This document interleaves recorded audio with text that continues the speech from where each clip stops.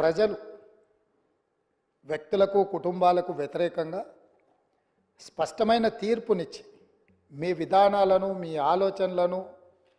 మీ విధ్వంసకరమైన ధోరణిని మేము తిరస్కరించినము కాబట్టి మీలో మార్పు రావాలి అందుకే మీ అధికారాన్ని మార్చినాం ప్రధాన ప్రతిపక్షంగా మీ బాధ్యతను నెరవేర్చాలని ప్రధాన ప్రతిపక్ష హోదా వారికి ఇచ్చి ప్రజలు ఇంకొక అవకాశాన్ని ఇచ్చే ప్రయత్నం చేశారు దురదృష్టవశాత్తు గవర్నర్ గారి ప్రసంగం రోజు ప్రధాన ప్రతిపక్ష నాయకుడు హాజరు కాలేదు ఈరోజు ఈ చర్చలో అయిన వారు సుదీర్ఘమైన రాజకీయ అనుభవము పరిపాలనలో వారికి అనుభవం ఉన్నది 80,000 పుస్తకాలు చదివిన తెలంగాణ రాష్ట్రంలో అందరికంటే అతి గొప్ప మేధావిని అని వారు పదే వారు ప్రస్తావిస్తుంటారు ఆ మేధావితనం ఈ 4 కోట్ల తెలంగాణ ప్రజల యొక్క అభ్యున్నతి కోసం వారు ఉపయోగించి ఈ సభలో మా ప్రభుత్వం తీసుకుంటున్న నిర్ణయాలను సహేతుకంగా విశ్లేషించి ప్రస్తావించి ఏమైనా సలహాలు సూచనలు ఇచ్చి ఈ ప్రభుత్వం తీసుకుంటున్న నిర్ణయాలలో ఏమైనా ప్రజలకు ఇబ్బంది కలిగే అంశాలు ఏమైనా ఉంటే వాటిని సవరించి వారు సూచన చేస్తే వారి సూచనలు తీసుకొని ప్రతిపక్షాన్ని ప్రతిపక్ష నాయకుడిని గౌరవించి మా ప్రభుత్వము ప్రజాపాలన అందించాలన్న ఆలోచనతో సభలోకి వచ్చినాం అధ్యక్ష కానీ ప్రధాన ప్రతిపక్ష నాయకుడు రాకపోవడం ఆ కుర్చీ ఖాళీగా ఉండడం ఈ సభ యొక్క గౌరవానికి మంచిది కాదని చెప్పి తమరి ద్వారా ప్రతిపక్ష నాయకుడికి సూచన చేస్తున్నారు అధ్యక్ష మనల్ని అందరినీ ప్రజలు ఎన్నుకొని ఒకరిని పాలకపక్షంగా ఇంకొకరిని ప్రతిపక్షంగా మిగతా పార్టీలను కూడా ఆయా వర్గాల యొక్క గళాన్ని బాధను వినిపించడానికి ఈ సభలోకి పంపించినప్పుడు మన యొక్క పాత్రలను బాధ్యతాయుతంగా నెరవేర్చాల్సిన అవసరం ఉన్నది భవిష్యత్తులోనైనా ఆ దిశగా ఈ సభలో ప్రతిపక్ష నాయకుడు అడుగుడు వేయాలని నేను కోరుకుంటున్నాను భావిస్తున్నాను అధ్యక్ష ఏది ఏమైనా అధ్యక్ష మేము ఈ రోజుకి దాదాపుగా డిసెంబర్ 7 నుంచి ఫిబ్రవరి 7 తారీఖు వరకు 60 రోజులు పూర్తి చేసుకున్నాం ఈరోజు మనం ఫిబ్రవరి నెలలో 9 తారీఖు రోజు డిసెంబర్ 9 రోజు మేము ఏదైతే నిర్ణయాలు కొన్ని ఇదే అసెంబ్లీలో అమలు చేసినాం అందులో ప్రధానంగా ఆడబిడ్డలకు ఉచిత బస్సు రవాణా సౌకర్యము బాధతోని ఆసుపత్రులలో ఆర్థిక భారం ఎక్కువై వైద్యం అందక చాలామంది పేదలు చనిపోతుంటే రాజీవ్ ఆరోగ్యశ్రీ పథకాన్ని అమలు చేయడం జరిగింది ఈ రోజుకు సరిగ్గా పథకాలు అమలు చేసి 2 నెలలు పూర్తి చేసుకుంటున్న సందర్భంలో ఈ పథకాలు అమలు చేయడానికి సహకరించిన నా మంత్రివర్గ సహచరులకు మా శాసనసభ్యులందరికీ కూడా మనస్ఫూర్తిగా వారికి అభినందనలు తెలియజేస్తున్నా అధ్యక్ష అదేవిధంగా అధ్యక్ష గతంలో జరిగిన చాలా లోపభూయిష్టమైన నిర్ణయాలు ఉన్నాయి వాటిని సవరించుకుంటూనే వాటిని సరైన దిశగా తీసుకువెళుతూ ప్రజలకు ఒక మంచి పరిపాలన అందించాలని అహర్నిశలు ప్రతి నిమిషము మా ప్రయత్నం మేము చేస్తున్నాం అధ్యక్ష ఇందులో భాగంగానే మొన్న జరిగిన క్యాబినెట్లో లేదా గవర్నర్ గారి ప్రసంగంలో కొన్ని ప్రధానమైన అంశాలను మేము పొందుపరచడం జరిగింది నేను చూసిన డాక్టర్ పల్లా రాజేశ్వరరెడ్డి గారు మాట్లాడేటప్పుడు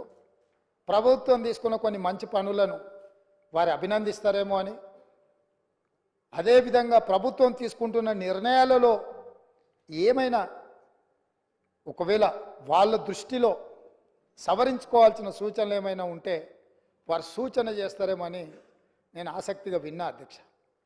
కానీ వారు ఆ దిశగా మాట్లాడుతున్నట్టుగా లేదు వాళ్ళ నాయకుడిని ఒప్పించడానికో మెప్పించడానికో మా మీద దాడి చేసినట్టుగానే వారు మాట్లాడుతున్నారు పర్వాలేదు వారు అదే వాళ్ళ విధానం అయితే ప్రజలు గమనిస్తూనే ఉన్నారు అధ్యక్ష అందుకే అధ్యక్ష ఈ సందర్భంగా మీ ద్వారా 4 కోట్ల తెలంగాణ ప్రజల ముందు కొన్ని అంశాలను నేను ప్రస్తావించదలుచుకున్నా మా మంత్రివర్గంలో తీసుకున్న నిర్ణయాల మీద ప్రధానంగా తెలంగాణ ఉద్యమం సందర్భంగా ఏ వీధుల్లో చూసినా ఏ వాహనం చూసినా చాలామంది ఉద్యమకారుల గుండెల మీద కూడా టీజీ అని పచ్చబొట్టు పొడిపించుకున్న సందర్భాలు ఉదంతాలు మనం చాలా చూసినాం. బండ్ల మీద రాసుకోవడమే కాదు, ఆనాడు ఏపీ అని ఉంటే ఏపీ వద్దు, టీజీ ఉండాలి, టీజీ కావాలి అని బండ్ల మీద టీజీ రాసుకోవడమే కాదు, గుండెల మీద కూడా పచ్చ పొడిపించుకున్న సందర్భాలు, తమ రక్తాన్ని చిందించి ఆ రక్తంతో గోడల మీద రాతలు రాసిన యువకులు టీజీ అని రాసుకున్నారు అధ్యక్ష. కేంద్ర ప్రభుత్వం కూడా తెలంగాణ రాష్ట్రం ఏర్పడ్డ తర్వాత టీజీ అని వాళ్ళు నోటిఫై చేస్తే జూన్ 2, 2014 నాడు రాష్ట్రం ఏర్పడ్డ మొదటి రోజే ప్రమాణ స్వీకారం చేసిన ప్రభుత్వం టీజీ బదులు టీఎస్ అని చెప్పి వారి రాజకీయ పార్టీకి నకలుగా టీజీని టీఎస్గా మార్చి ఆనాటి ప్రభుత్వం నిర్ణయం తీసుకున్నది అధ్యక్ష. అందుకే మేము జరిగిన తప్పిదాన్ని సవరిస్తూ ఈ రాష్ట్రం టీఎస్ కాదు, తెలంగాణ ప్రజలు కోరుకున్న విధంగా టీజీ ఉండాలి, తెలంగాణ ప్రజల యొక్క ఆత్మగౌరవం త్యాగాలు ప్రతిఫలించాలి అన్న ఆలోచనతోని మా ప్రభుత్వం, మా మంత్రివర్గం టీఎస్ను టీజీగా మార్చింది. టీజీగా మార్చినందుకు స్వాగతిస్తారనుకున్న ఆ వైపు నుంచి ప్రభుత్వాన్ని అభినందిస్తారనుకున్న అధ్యక్ష. కానీ అది నిరాశనే కలిగించింది. అయినా మేమేం అధైర్యపడాలన్న ఆలోచనలో లేము, మేము ముందుకు వెళ్తాం అధ్యక్ష. అదేవిధంగా అధ్యక్ష, అధికారిక చిహ్నం ఎక్కడైనా, ఏ రాష్ట్రంలో అయినా, ఏ దేశంలో అయినా, ఈ ప్రపంచంలో రాచరిక వ్యవస్థను కాదని, ప్రజాస్వామిక పాలన ఉండాలని వేలాది లక్షలాది మంది పోరాట యోధులై యుద్ధంలో ముందు భాగాన నిలబడి రక్తం చిందించి నేల కొరిగి ప్రజాస్వామిక పరిపాలనను సాధించుకున్నారు. ఆ కోవలో భాగంగానే తెలంగాణ రాష్ట్రం నిజాంలకు, రజాకర్లకు వ్యతిరేకంగా నిటారుగా నిలబడి కొట్లాడి విముక్తి పొందినరు. ఇదే కాదు, ఆనాడు కాకతీయ సామ్రాజ్యానికి వ్యతిరేకంగా సమ్మక్క సారలక్క వీళ్ళందరూ పోరాటం చేసి పన్ను కట్టమంటే పన్ను కట్టమని తిరగబడి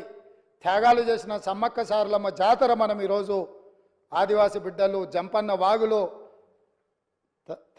తలార స్నానం చేసి అక్కడికి వెళ్ళి దేవుణ్ణి దర్శించుకుంటున్నాం. అలాంటి